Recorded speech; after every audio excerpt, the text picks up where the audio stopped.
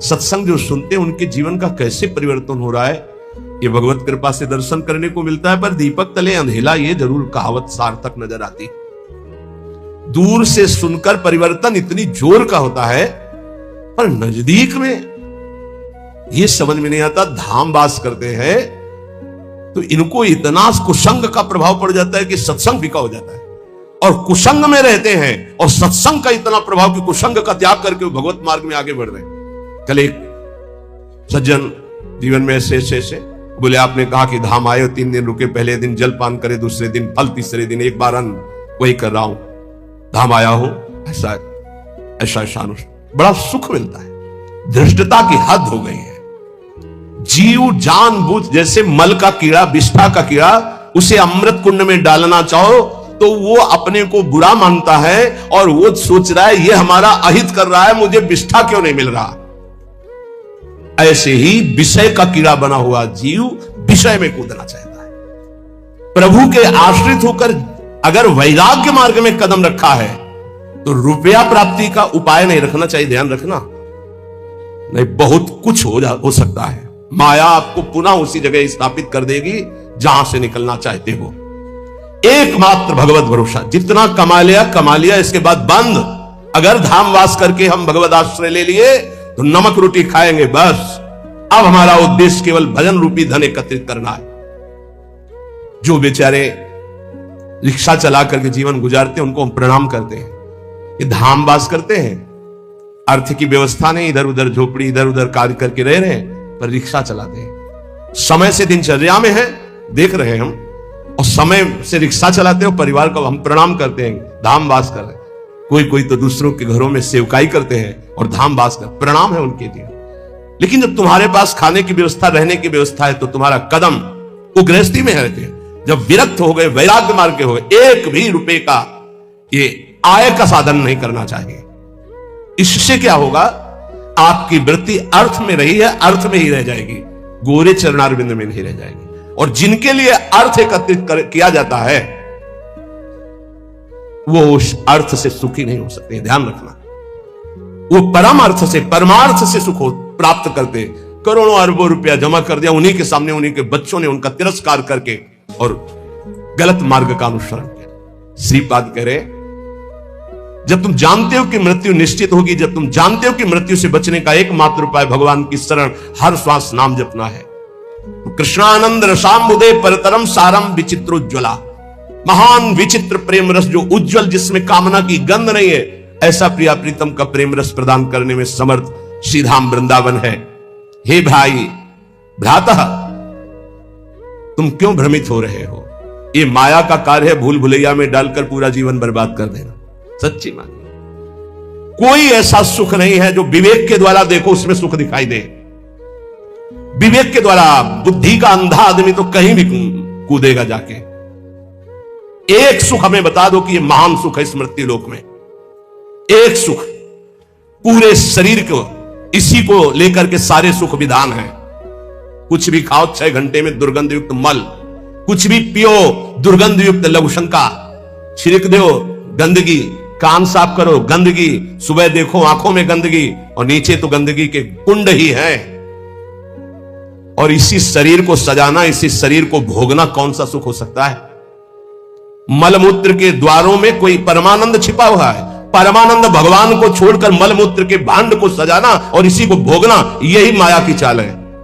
इसी से दुर्गति प्राप्त होती हो। बड़े बड़ों को गिरा दे, ये कोई छोटी बात नहीं है। केवल एक 3.5 हाथ का जो ढांचा है, यही हमारी दुर्गति का कारण है और यही हमारी सदगति का कारण हो जाएगा, यदि हम संतों की बात मान ले, शास्त्र की बात मान ले। तो मन माने आचरण, रुपया खूब हो, खूब भोग सामग्री भोगूं, यही सुख है। कितने दिन, ये भी तो सोचो, कितने दिन ना भोगने लायक शरीर रहेगा, ना भोगने लायक तुम रह जाओगे। एक बार प्रार्थना मान लो, जैसी भी स्थिति में हो, जहां भी हो, जो भी हो, नाम जपना शुरू करो, भगवान का आश्रय ले लो।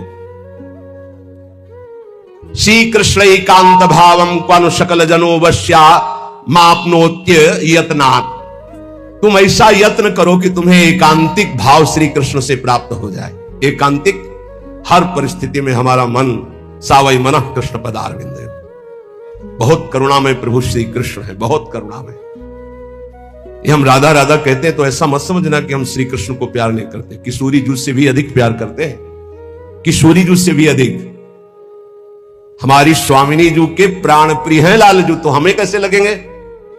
सोचो, जो हमारे प्राण प्रिय हैं उनको प्राण प्रिय हैं लाल जू, तो हमें लाल जू कितने प्यारे लगेंगे। मेरी प्यारी जू क्या कहती, मुंह को तो भावती ठोर प्यारे के नैनन में। मेरी स्वामिनी क्या कहती, मेरे तन मन प्राण होते प्रीतम प्रीतम। मेरे लिए प्रीतम क्या हुए? प्यारी जू से भी बढ़कर प्यारे, क्योंकि वो मेरी प्यारी की सुख समुद्र है। श्री कृष्ण एकांतिक वृत्ति, एकांतिक, श्री कृष्ण के सिवा अन्य कोई आश्रय ना हो। ये बहुत खास बात हम बार बार इसलिए आ जाती है, इसी से परम पद मिलता है, इसी से कल्याण होता है, इसी से बचाव होता है, इसी से सदगति होती है, और ये पकड़ नहीं पा रहे हैं। बार बार ये प्रश्न आता है कि जब आप आश्रय पे बोलते हो तो हमारा मन भजन से हटने लगता है। कैसी बात करते हो? आश्रित का मन भजन में ही डूबता है। भगवद आश्रय रहित भजन कोई कर सकता है? कैसे आप ज्ञान की बात करते हो? यही तो समझ में नहीं आ रहा अहंकार को।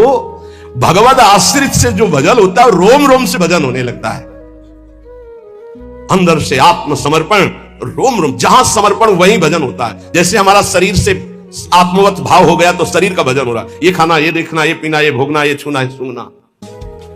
एक बार थोड़ा विवेक से विचार करो, क्या सुख चाहते हो? कौन सा सुख है? किसमें सुख है? किसमें है? थोड़ा विवेक से विचार करके देखो। बस इस ये ऑपरेशन समझो सत्संग का। किस जगह सुख है? कौन सा सुख है? विचार करके देखो। केवल मुझे भ्रमित करके जो मानव देह का टाइम समय मिला है उसे नष्ट कर रही माया, और कोई कार्य नहीं। जीवन जीने के लिए जो मिले प्रभु को अर्पित करके प्रसाद रूप से पाओ। जो भोग वासना धर्म के अंतर्गत उसे भोगो, मना नहीं कर रहे, लेकिन अधर्म युक्त चेष्टा करके नरकगामी क्यों बनना चाहते हो? क्यों पापाचरण करते हो? ये मानव जीवन केवल श्री कृष्ण प्राप्ति के लिए, प्रियालाल की प्राप्ति के लिए है। इसलिए हम चिल्ला चिल्ला कर कहते राधा राधा राधा, क्योंकि करुणामयी स्वामिनी कभी हमारी पुकार सुन लेंगी तो हमारी बात बन जाएगी। बड़ी दुर्गति जीव को। कभी कभी गंगा के किनारे जैसे दुर्दशा देखी है जीवों की, तो घंटों खड़े होकर के विकल हुए हैं। एक पशु है, अब वो उठ नहीं पा रहा है, अब कुत्ते लगे हुए हैं, जिंदा उसको खा रहे हैं, कोई पीछे से, कोई साइड से, कोई, अब वो मुंह भगारे पड़ा हुआ है। अब आप सोचो कितने घंटों में उसके प्राण निकलेंगे। बड़ा पशु है, कितने घंटों। अब ये चित्त जोड़ने पर अनुभव होता है। तुमने देखा, चल दिया, क्योंकि निर्दयी हृदय है। अब चित्त जब जोड़ा गया, उसमें तदात्म किया गया, तो भीषण कष्ट का अनुभव। अरे कितना भयानक कष्ट इसको हो रहा है जीव को।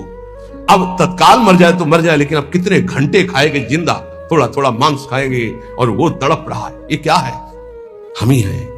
हमारी गति बिगड़ गई तो ऐसी योनि जिंदा खा रहे हैं उसे। अब विचार करो, जिंदा ऐसे बांधे पैर उसको भूंज रहे हैं, उसको खा, क्या हो रहा है? हम ही तुम है। कर्म बिगड़ गए तो कैसे? और वो कर्म भोगने पड़ते हैं। ए भाई, सब कर्मों से मुक्त होने के लिए ये मानव देह मिला है। ये मानव देह राधा राधा राधा, जो भगवत प्राप्त प्रेमी महात्मा जन है वो कह रहे हैं। श्यामा जो बहुत कृपालु हैं, हम इसीलिए वृंदावनवासी राधा राधा, इससे प्रिया और प्रीतम दोनों प्रसन्न होते हैं। जब राधा बोलते तो श्री जी हमारी तरफ देखती हैं, और जब राधा बोलते तो श्याम सुंदर का प्राण धन है राधा नाम और राधा रूप, वो दोनों हमारी तरफ देखते, प्रिया प्रीतम।